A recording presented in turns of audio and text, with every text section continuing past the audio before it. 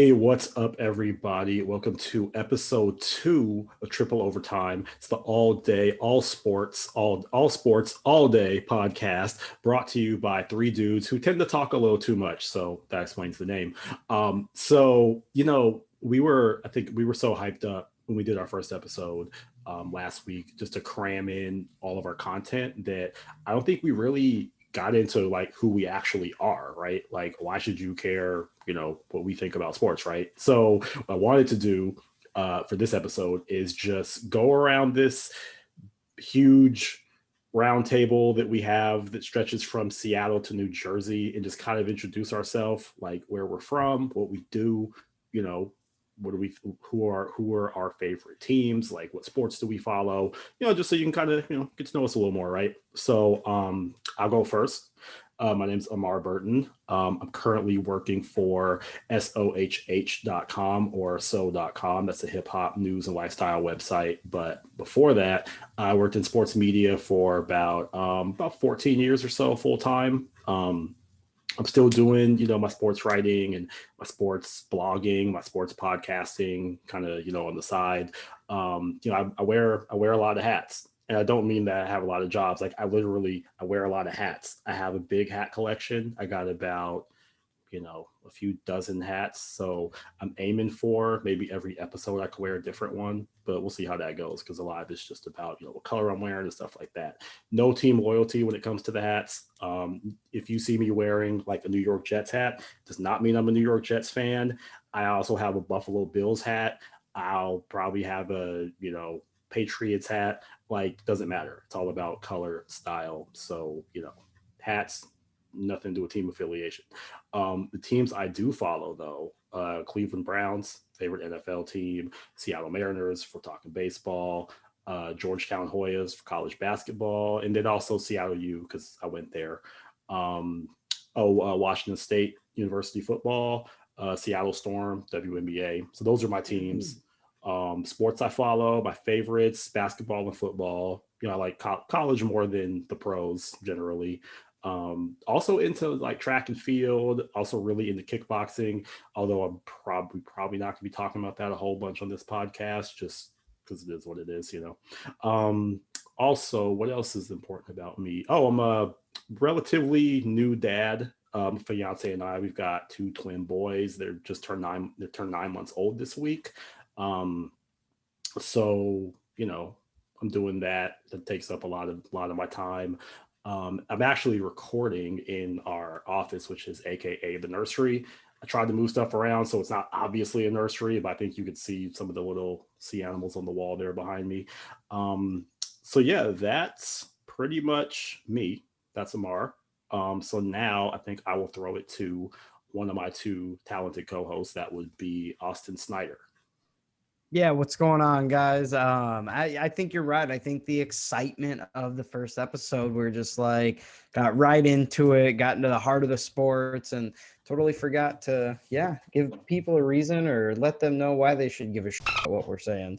Part of my mouth. Oh, sorry, dolphin noise. Anyways, I am Austin Snyder, your foul-mouthed, loud-mouthed, very fun, charismatic, certified General Motors salesman. That's a nice way of saying I'm a car salesman. So love sports though. Played it all my life. Have watched it all my life. Studied it all my life. Have heard all my life that if I spent as much time doing X, Y, and Z instead of put my mind towards sports and video games, I'd be the next Bill Gates. So that just lets you know about how much I care about sports in general. Yeah, no exaggeration there whatsoever. Not at all. So great. I'm a sports genius. My sports knowledge is the equivalent of the wealth that Bill Gates has amassed, is what I'm trying to tell you. But big Seattle Seahawks fan. I'm a local supporting guy. So I live here in southeastern Washington state, and so huge Seahawks fan. Unfortunately, I'm a Mariners fan. As you can see, I got a signed Brian Urlacher photo. No, I'm not a Bears fan. However, Brian Urlacher did at one point grow up in the area that I live. So his nephew actually hooked me up with a signed photo because I sold him a truck. So shout out to you, Travis. Appreciate that, my man. If you ever do happen to see this. I myself, I have now 3 boys. My youngest was just born this year on the 10th of January. His name is Zevin.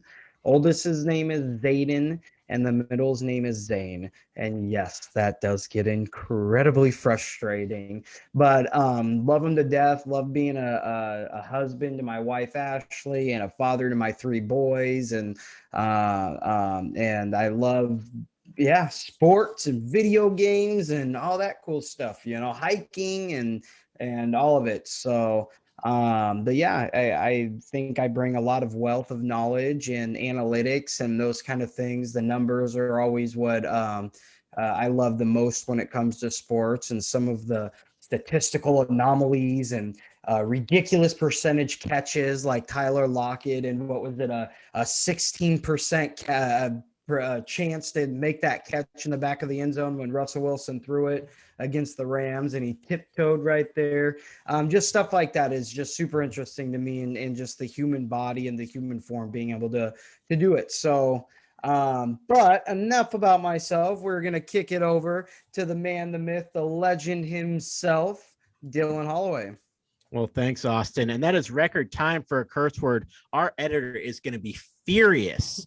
Man, you don't want to make that guy mad. Let me tell you, I am Austin's older brother. I am from the same area in Washington State, but I now live in New Brunswick, New Jersey, because I am attending Rutgers University. RU, the Scarlet Knights, the tournament-bound Scarlet Knights, for the first time since 1991. And not only did we not tell enough about ourselves last episode, but we also thought that 1991 was 20 years ago, when in fact, I just realized a couple days ago it was 30 years ago, making me feel incredibly old and bad at math. And that's why I took journalism instead of some kind of mathematics major. So I'm studying sports journalism. I've formerly attended San Antonio College, where I covered the men's and women's basketball teams. I covered volleyball. I was a sports editor for the paper. I covered boxing, weightlifting, you name it. So I've got some stories under my belt. I've got some photojournalism under my belt.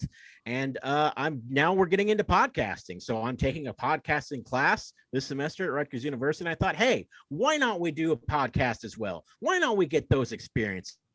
And we want to videotape our faces, our beautiful faces, so that you can see them each and every week. It's not just, you're not just hearing us, you're seeing Austin's amazing car salesman mustache. You're seeing Amar's bandwagon Jets hat over there because they won 2 games and he jumped on the bandwagon. He claims to be a Cleveland Browns fan, but come on, he's jumping on that Jets bandwagon now.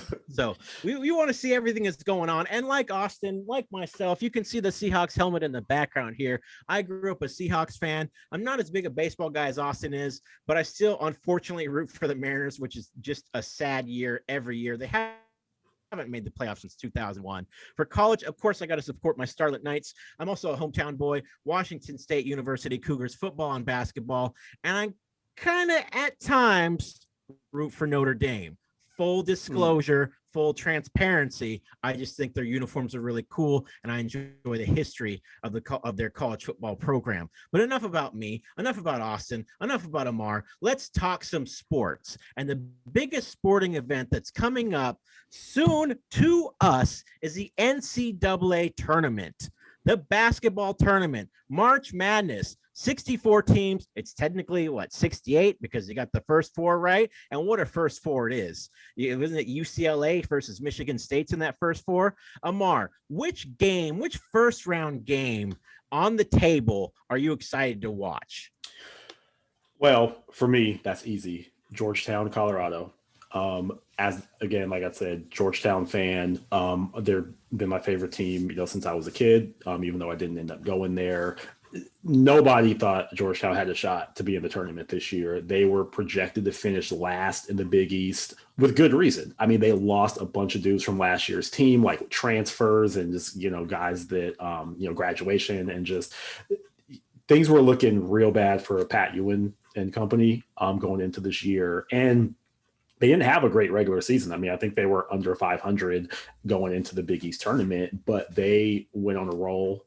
And it wasn't like they squeaked by all the teams in the Big East tournament. Like they smacked Marquette. They beat Nova by 1, but it's Villanova, right? Like just beating them was an accomplishment. They beat Seton Hall by 8, I think, and then they smacked Creighton in the Big East final. So this team, like they are, I don't know what happened between the regular season and the Big East tournament, but they found something and they are on a roll going into the tournament, to the NCAA tournament as a 12 seed, facing Colorado, the 5-12 matchup in the East bracket. I really want to take Georgetown in this game just because of my own bias, but I can't say it's just because, you know, that's my team. Like they're actually playing very well. Like they've beaten some, you know, good teams like in the last few games. Even just, you know, I think they can pull this off. I don't think that they, you know, I was trying to find a nice way to say it. I don't think they blew their in the Big East tournament. I think that they, you know, got maybe one more win in them. So that's the game I'm looking for. And then, you know, I'm just being out here in Pac-12 country. Like I have watched Colorado play a few times this year, so I know that, you know, they're pretty good. So that's the first round game I'm looking forward to most. So me personally, it's I've got a couple. One of them is just absolute complete bias, and that's the Eastern Washington game against the Jayhawks there. Yeah, they're definitely going to probably get blown out. You know what I mean? But there is some potential there for it actually to not be as bad of a game as many might think. They got in on a play-in championship win for the Big Sky Conference, and they're on they're hot right now. They're on a winning streak, 4-game winning streak, and they won 13 of their last 14 games. And I'll tell you, they've got the Big Sky's MVP on their team, a nice little forward, Tyler Groves, who can score at multiple different levels on the floor. He catches boards, just a hustle player, really, really good guy. And then another team that another game I'm really excited for that I think has big upset potential is the Oregon State against Tennessee game. I think that is, I really think that game is going to fall into Oregon State's favor. Tennessee's a great team. They're a blue blood, as many would call. You recognize that team right off of the bat. But I'll tell you, I actually work with a guy who knows the head coach for Oregon State right now. His daughter lives up in Lynn, Washington, even, and so he knows him somewhat well from that. And he's like, man, this guy, he knows basketball. And I mean, there's something, if you know anybody who's a professional at something, obviously they know a lot more than us, but he's just, the guy's got a lot of drive as a coach. He's really brought that school into some form of contention now. And I don't think I think they're a little overrated coming into this tournament. And that's why nobody's got them going any further than, I believe, the Sweet 16, which, I think Oregon State has a chance to bounce them from the tournament. Boom, week 1, done. You're out. Get out of here. Slam the door shut, move forward. But ultimately, they're all going to get bounced by Gonzaga anyway. So, with that Kansas, Eastern Washington, I think one thing to consider, and someone brought this up, and they were talking about Virginia, but Kansas was in a similar situation with having a COVID positive, during the conference tournament, is that they're going to have to, take days off before they can even practice again. And so they were talking about Virginia again, but if they have to take this, COVID break, and then they might only have like one practice between now and when they play their tournament game, and that can impact, right? You know what I'm saying? So like that can make Kansas a little bit, more vulnerable than they normally would be. Not saying Eastern Washington's going to beat them, but that can have some impact on You're that trying game. to talk us into it right now. No, I know. We have no bias on the show, but right now we're trying to talk you into taking Eastern Washington over Kansas in the first round, ladies and gentlemen. I'm still taking Kansas. I'm just like, it might not be. So the last 20, time 30 that point, that team met up was, I think it was 2015, and Eastern Washington got blown out. It was 85-47, I want to say, or 87-45. So yeah, I mean, I don't have a lot of hope in it, but I think that they've got a nice enough player on the team to like. It's cool to see them there as a smaller school. Right, yeah, cool absolutely. Being the school that they are and everything. So, and it's crazy that actually Eastern Washington, for anybody who does maybe like watching smaller schools, smaller division schools, Division II schools, that kind of stuff, Eastern Washington has a pretty rich history of Division II football championships and doing, I mean, they've done a lot of really cool things within their divisions, and that's still an NCAA school, you know what I mean? So, So yeah, I mean, it's a team that, I mean, they very well could have like Cinderella potential, and I'm not saying that they will, but I mean, that is a team that they've just got all the right pieces for the narrative that would fit that. You know what I mean? Like, they've got the Big Skies MVP. They're this small school, but they've got a ton of heart. They've won 13 of the last 14 games. They're always going to be underrated. They're always going to be counted out, but somehow they keep coming back and winning. And, this guy, Tyler Groves, is playing great, and this other guy stepped up. I mean, it has the right makings for it. So, but yeah, I mean, that's purely out of bias too, because that's like an hour away from where I you grew up, Dylan, and where I currently was born, raised, and live. So it could be it could be a closer game than people think, factoring in the whole, Kansas is going to not have a lot of practice time beforehand. So it could be close. I still take Kansas to win. Do it. This would be it. I'll tell you that. Yeah.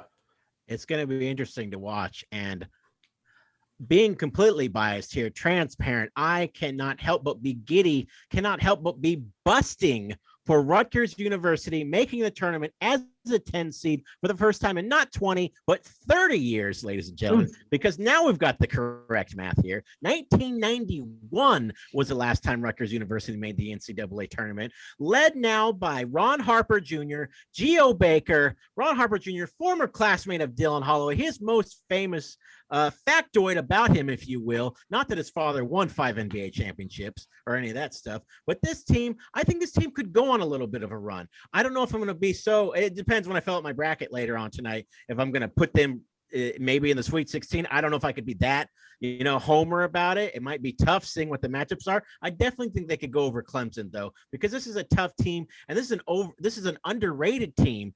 A lot of sports outlets had them as the third most difficult schedule in the whole NCAA this year. The Big Ten was a very difficult conference, and Rutgers had some injuries throughout the season, so now they're mostly pretty healthy now, and I think they could surprise some people in the tournament this year.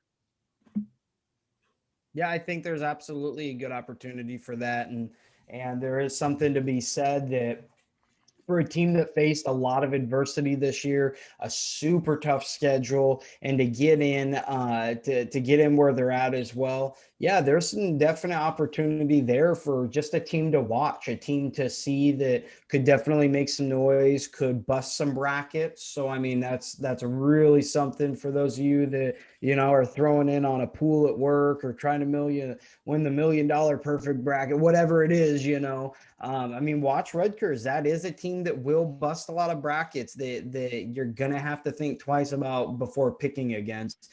But again, none of it matters because Gonzaga is going to win it all anyway. So Austin's obviously got Gonzaga winning it all. Amar, have you picked your winner or maybe even your Final Four yet? I myself have not gotten that far, but do you think you know who's going to win? I haven't done my bracket yet. I mean, it's hard to pick against Gonzaga. But it's pretty much Gonzaga or the field, right? I tend to be the person that I don't want to pick the obvious. So I could see myself by the time I'm done with this bracket, Gonzaga's not being the champ, but but they're they're playing better than anybody. He's going to pick Eastern Washington, ladies and gentlemen. I'm gonna see if I can get Georgetown going to the Sweet 16 or so, and then we'll go from there. I don't know.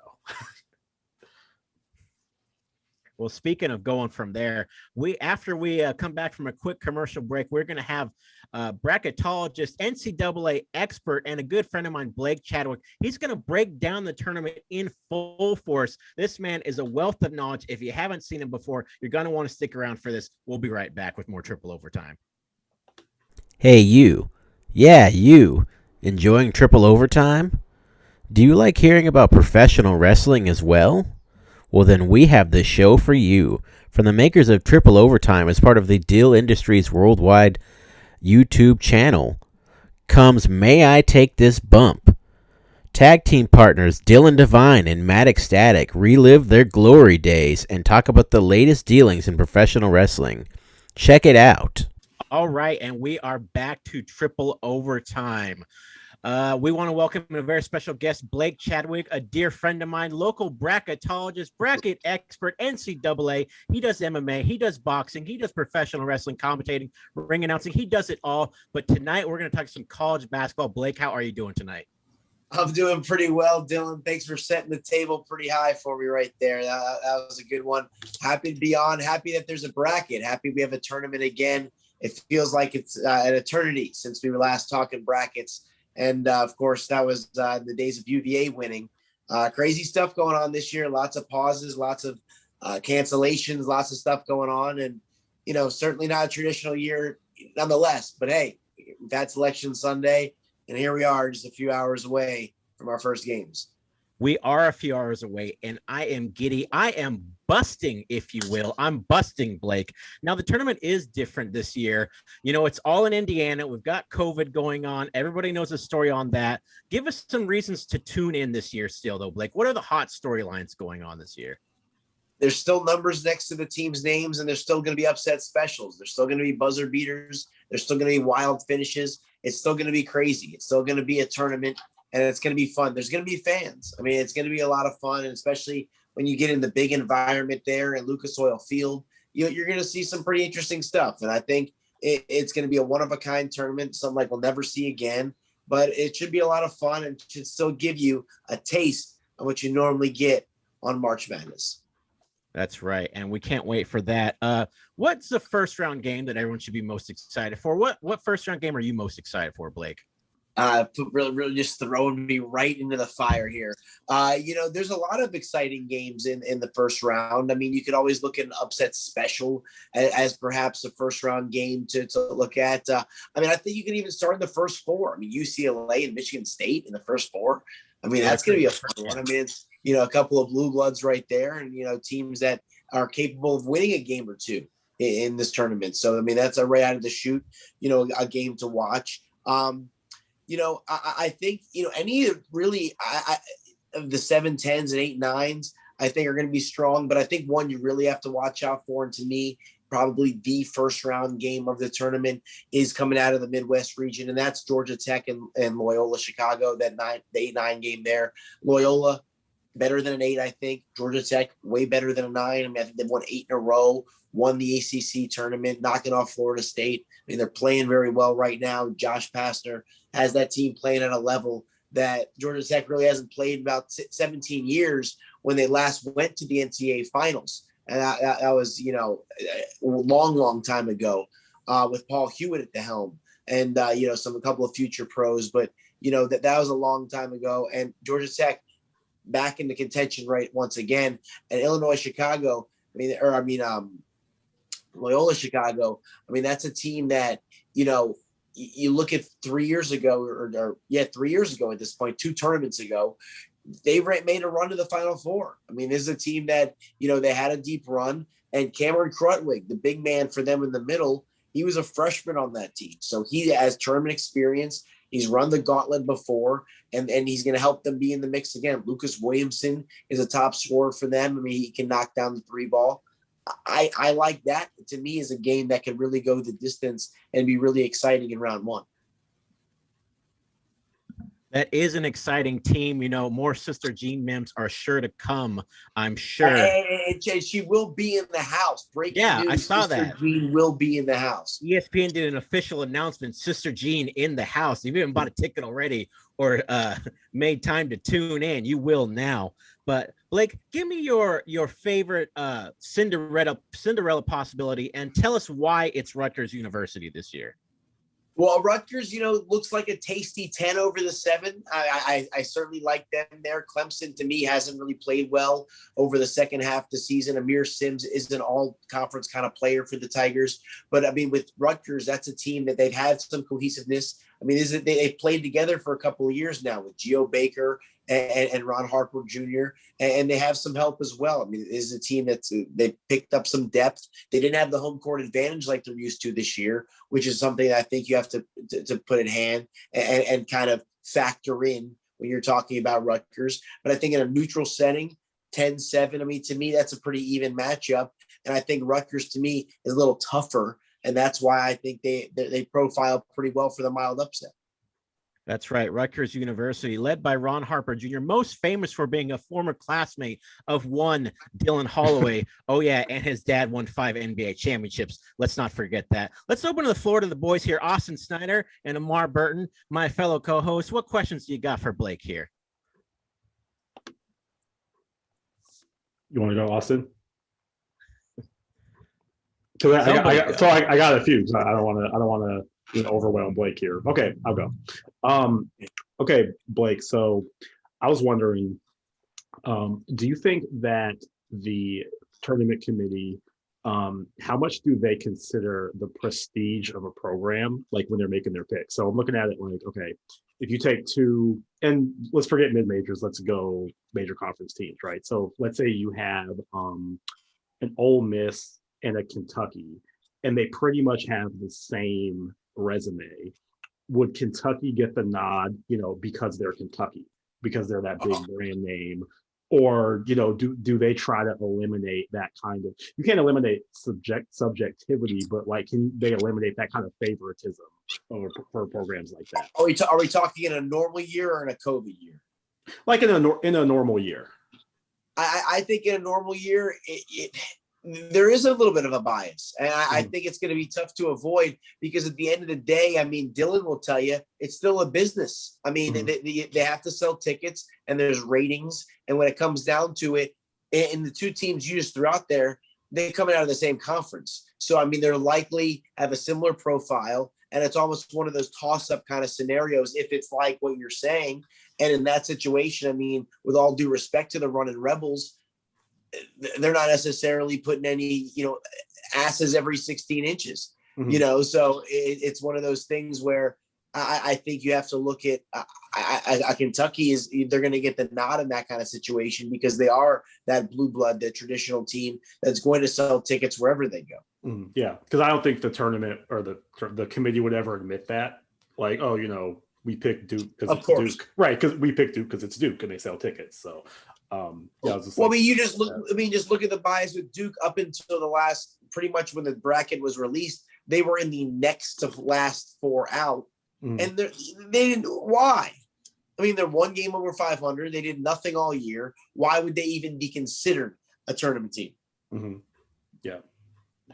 Another thing, because in this COVID year, the fact that this tournament is in Indiana, does that kind of solidify that Indiana is like the mecca of college basketball? Because some people will say like it's North Carolina or like, it's I don't know, California or New York or something, but like this whole thing's in Indiana for a reason, right? It's there for a reason because that's the state with the loosest guidelines. I mean, and that's really what it comes down to. And it allowed for the most teams and the most fans and the most normal situation with the most capable and available arenas and venues. Obviously, there's a lot of tradition there. Hinkle Fieldhouse, of course, Assembly Hall, of course, Butler and Indiana, respectively. There's going to be a lot of tradition around the environment, but I think at the end of the day, there's a lot of places that you can make a case for the mecca of basketball, if you will. I mean, college basketball, of course, long been considered, Indiana right there in the heart, in the Midwest. But I don't think that has anything to do with what's going on this. I think this is strictly because it is the most open environment for a COVID scenario. Okay. All right. And I'm going to throw one more before I'll let Austin throw a question at you. Who's a future NBA star, future NBA high draft pick who's not going to go very far in this tournament? So maybe we'll only see him for one game or two. Well, I think that's a great question. And I'm going to take you to a guy that a lot of people are going the other direction with this one. And I'm going to say Oklahoma State and Cade Cunningham. I think this is a kid that, is an All-American. Obviously, there's a lot of hype surrounding Oklahoma State right now. A lot of people thought they could be as high as a 2 seed. They end up getting the 4 seed in the Midwest region. I kind of think that the Cowboys are a team that, they're very young. And I don't know if you get a postseason environment, they're going to be able to thrive as much as a Liberty team, as a 13 seed. They have some upperclassmen. They played together for a while. They play that same kind of defense like UVA, Richie McKay, the coach there, that same pack line defense that he learned from Tony Bennett. And I think that, Liberty can wear them down. And I think that the Flames have a chance to extinguish the Cade Cunningham's run. And that's the kind of guy, in the same vein as Kevin Durant, Michael Beasley. I mean, ironically, all out of the Big 12. But I think these are guys in the past that are, blue chippers, number 1 picks that are not necessarily going to be big time Cinderella household names throughout the NCAA tournament. Yeah. I remember, I think OJ Mayo was kind of the same thing, ton of hype. And I think they maybe lasted 1-2 games in the tournament. Yeah. So, Dylan, you got any more questions? Yeah. It appears Austin's having some technical difficulties. So while he throws his laptop against the wall repeatedly, because that's what I would do, I will ask Blake, who's the most overrated team in the bracket this year? It seems like every year there's a team that everybody's hyping up that maybe is a little overrated. And you being the bracketologist expert here, you would know. I take your word as law. The man who single-handedly destroyed Austin in our last bracket by picking Virginia from worst to first, Blake Chadwick. When Austin watches his tape back, he's going to be furious because he can't even defend himself. Who's the most overrated, Blake? That's a tough one. As I think the committee did a pretty good job, all things considered, especially with the COVID and everything else surrounding this very unique season. I think Iowa, to me, is probably the most overrated team. I mean, they're a 2 seed coming out of the West, and I think that a lot of people put stock in Luka Garza, National Player of the Year. He's getting his jersey retired. I mean, he's an all-time great type player for the Hawkeyes, but I don't necessarily think his skills translate in this kind of environment, especially when you're playing against some teams that are going to get physical with you and maybe disrupt what you're doing. Iowa can shoot the basketball. I mean, take nothing away from them. I don't think they're necessarily have a problem with Grand Canyon. But when they get to that second round and they're playing a very balanced team like Oregon, who has postseason experience, or they're playing a VCU, if a VCU gets by Oregon, Deshaun Bones Highland's going to be the best player in that game besides Luka Garza. And he might be more athletic than Luka Garza. So I think that you're looking at a situation where he could take over. I mean, I don't necessarily think Iowa's getting out of the second round. And I think that's, to me, the upset special, because every year it seems like a 2 seed gets bounced before the Sweet 16. To me, it's Iowa. If you look at all the teams, a lot of them are vulnerable. Ohio State could easily go down, and Alabama could easily go down. Houston, I mean, they play well, but Rutgers could catch them easily. I mean, I'm not saying that's not out of the realm of possibility. Houston's not a great offensive team. So Rutgers, I mean, they get them in a slugfest, 51-46. I mean, that's the kind of thing that I can see happening. So, I mean, there's some teams in Michigan having issues right now with Isaiah Livers on the shelf. So I think there's teams right now that are vulnerable, but to me, Iowa is the one that profiles as the most. Iowa getting knocked off. And speaking of Grand Canyon University, didn't they completely throttle your college there, Amar? They did. Yes. If I'm not mistaken, the head coach of Grand Canyon is none other than Dan Thunder Marley. Yeah, it is. Yeah. Yeah. They took us out in the second round of the WAC tournament. It was bad. It was like 81-47. Let's not something. downplay how bad it was. It was. There's We bad, shot. and then there's epic demolish. Yeah, we shot 20 something percent for the game. Like it was like not good.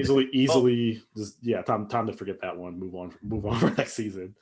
Blake, who, for those of you who don't watch Blake's bracket, I cannot speak. Bracket breakdown by Blake, easy for me to say 3 times fast.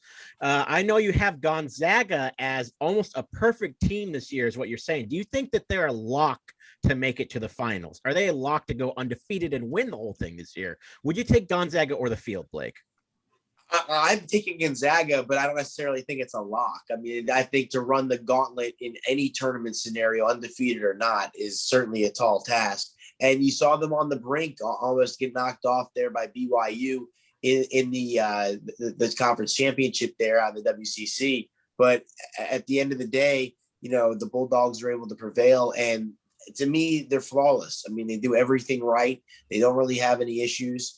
And I don't see this bracket setting up to be much of an issue for them. I mean, there's teams that can play in this bracket, but the West, to me, is going to go through Gonzaga, and I don't necessarily think they're going to break too much of a sweat going through that region.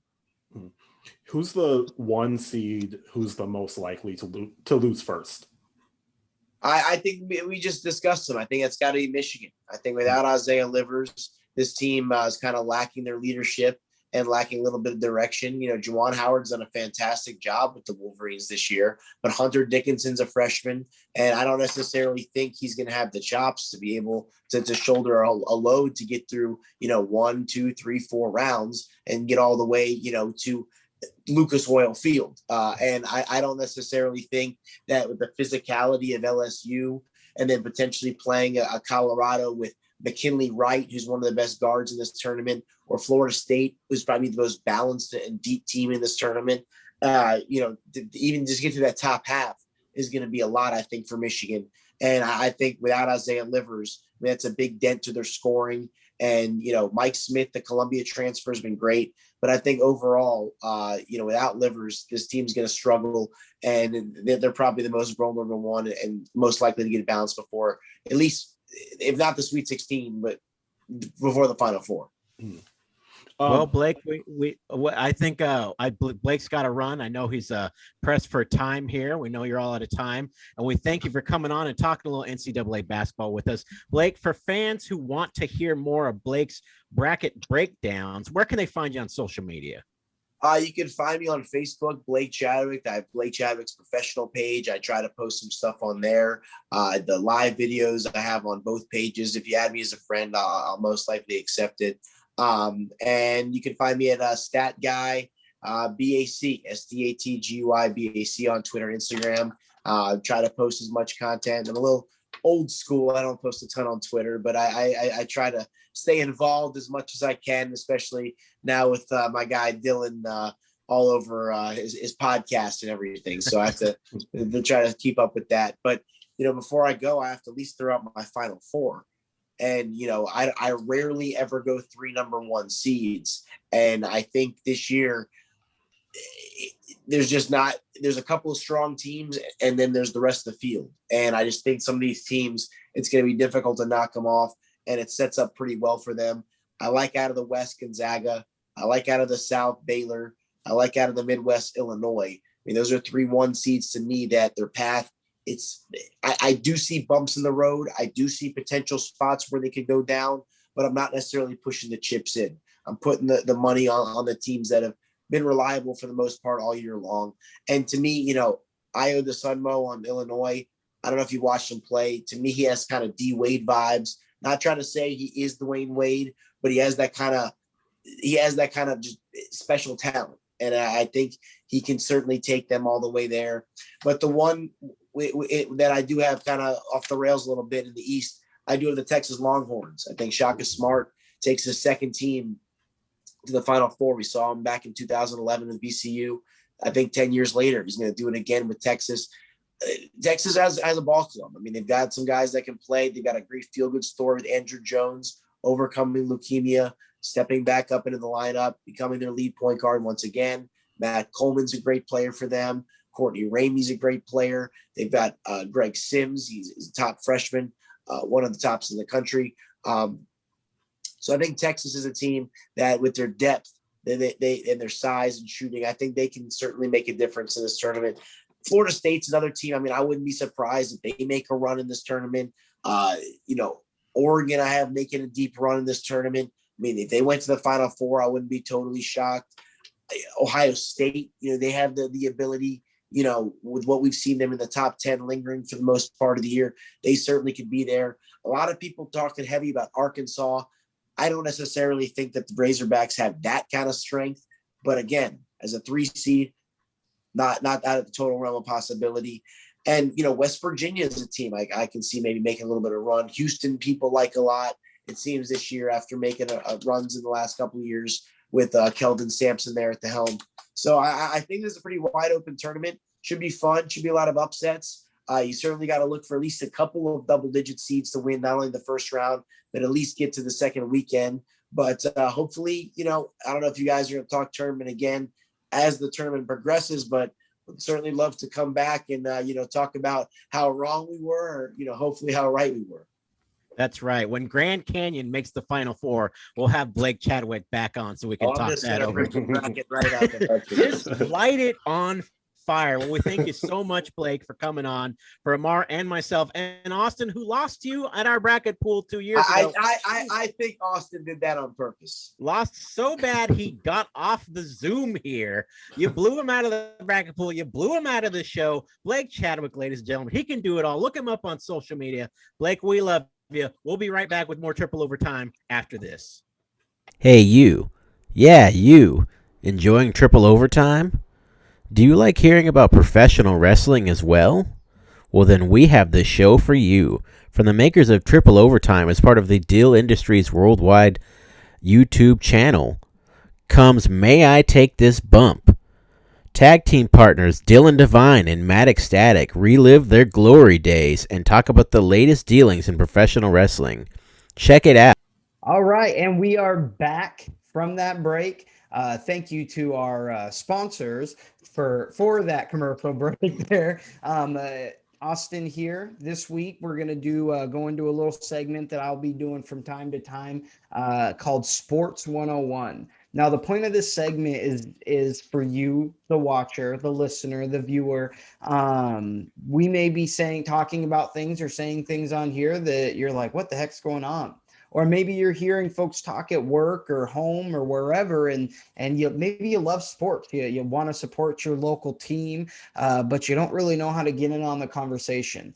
So the point of this segment is to just help educate the fan for whether it just be simple terminology and getting to understand that, or whether we're going to get into getting to understand different schemes in basketball and football and baseball and why they do this and why they do that. And just all the whys and hows and the wheres and all that good stuff. I'm going to break it down nice, quick, and easy for you.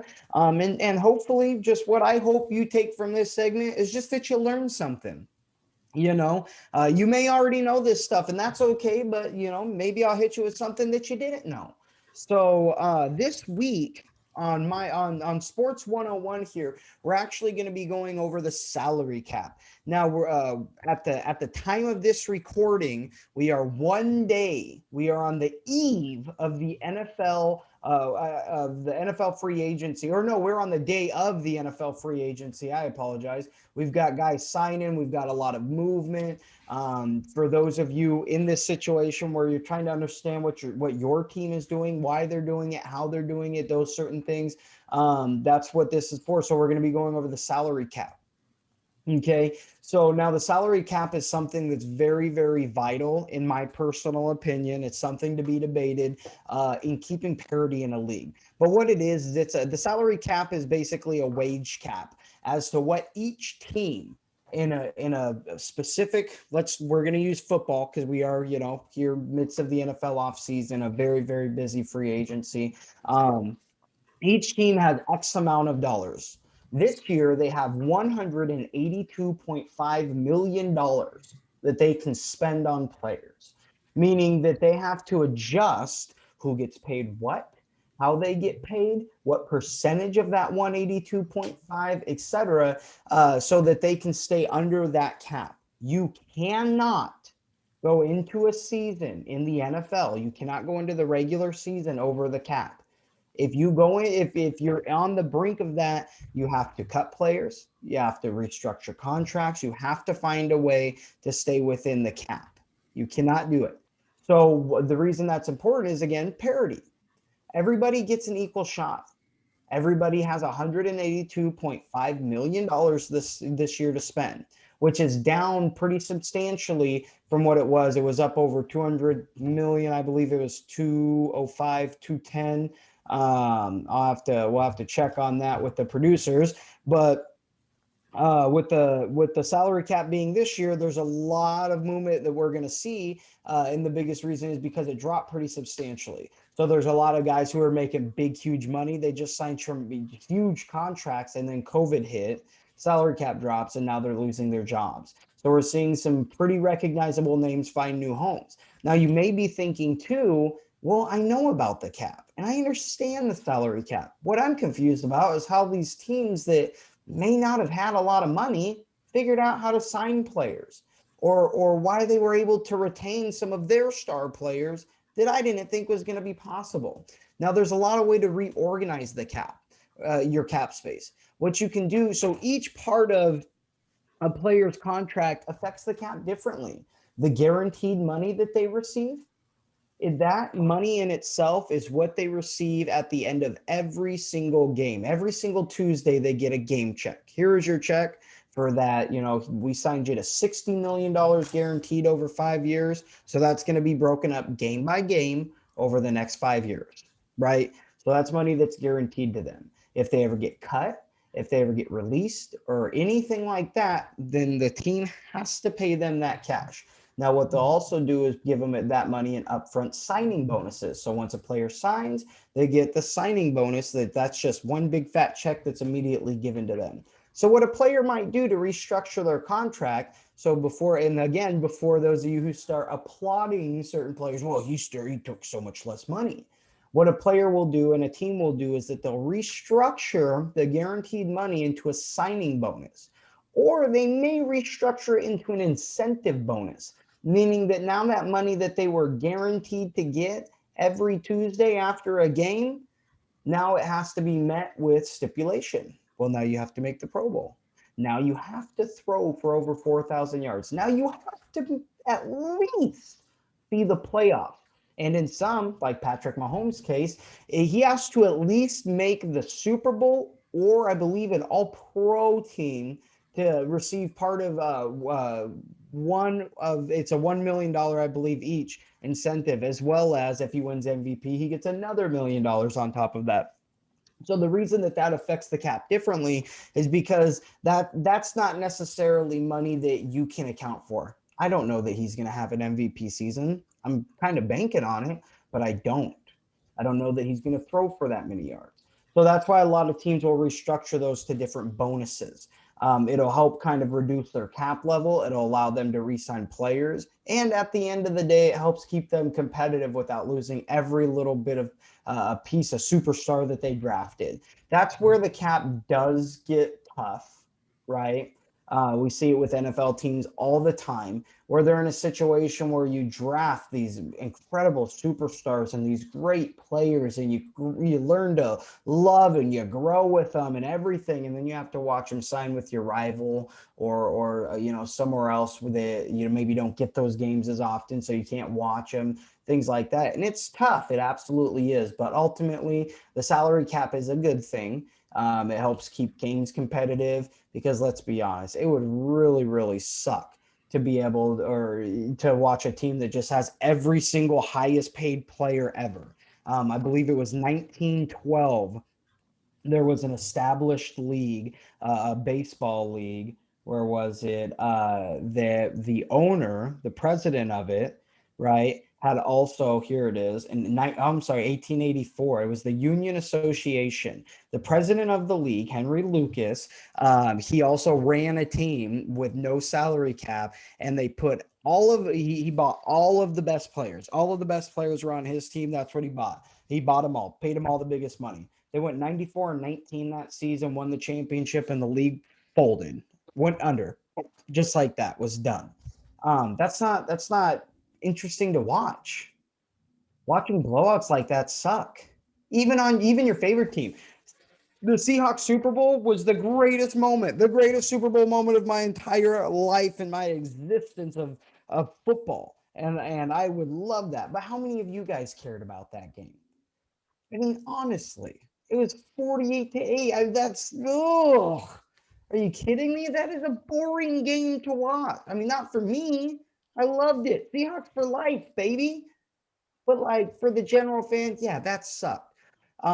So in conclusion, the salary cap again is a wage cap that allows each team to stay competitive. It's something to watch out for, unless you're in Major League Baseball and that's what you're a big fan of, because they don't have one. They just have a luxury tax. Or the NBA has what's called a soft tax that comes with a luxury tax.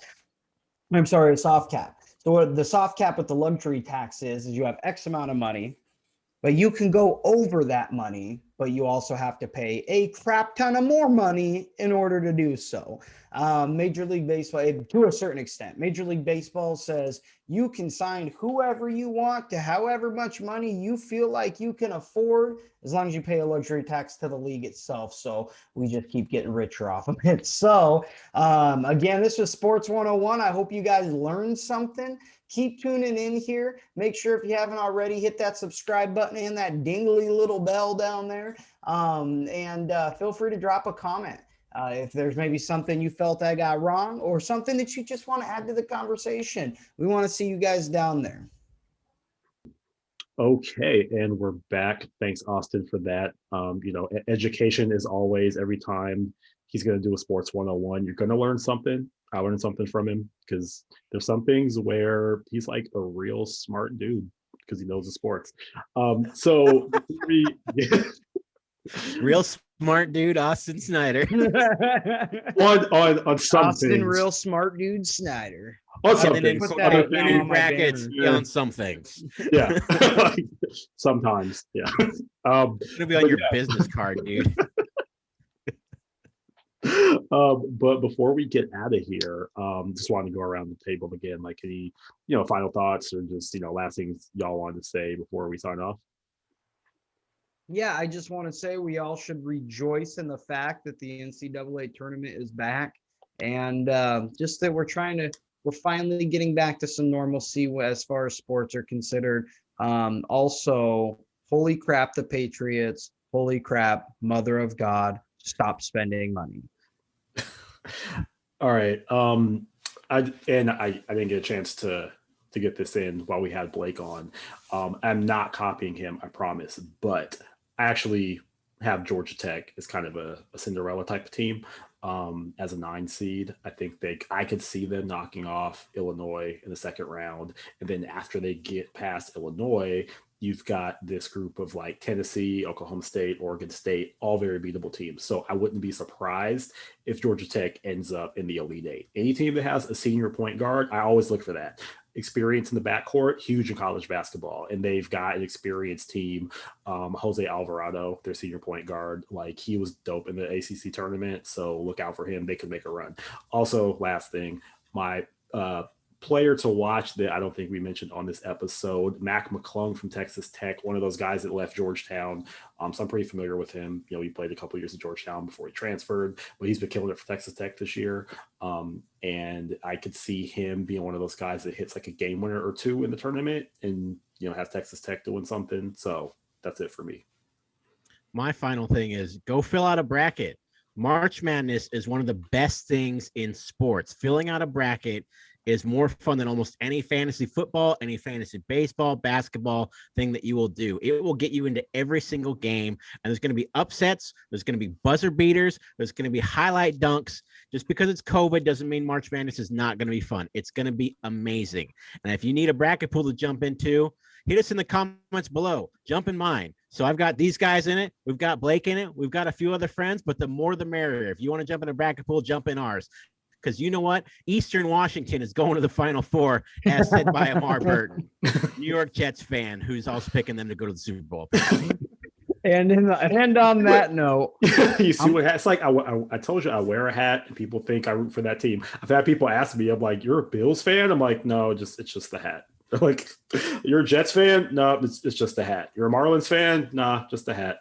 So anyway, with that, that is episode 2 of Triple Overtime.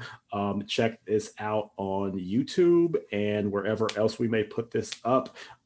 Hit the like, hit the subscribe, leave comments, send us questions, tell us what you thought of the episode. Tell us what you want.